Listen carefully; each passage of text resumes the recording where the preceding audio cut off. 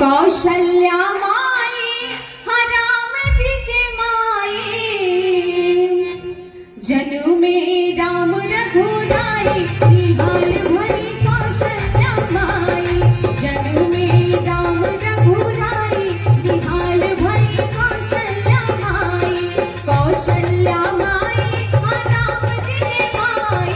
कौशल्या माई हाँ राम जी के माई संगवा तीनों भाई निहाल भई कौशल्या माई जन्म में राम रघुराई निहाल भई कौशल्या माई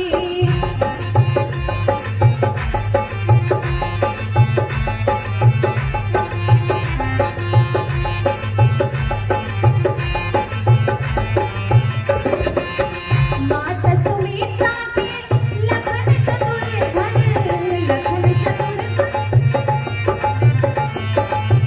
माता सुमित्रा के लखन शत्रुघ्न हाँ लखन शत्रुघ्न कैकेयी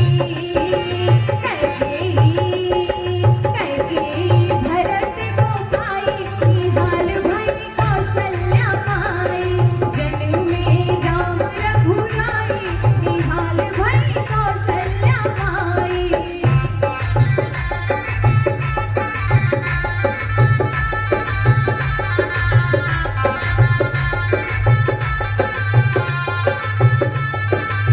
भव भव दशरथ है पूरा सपनावा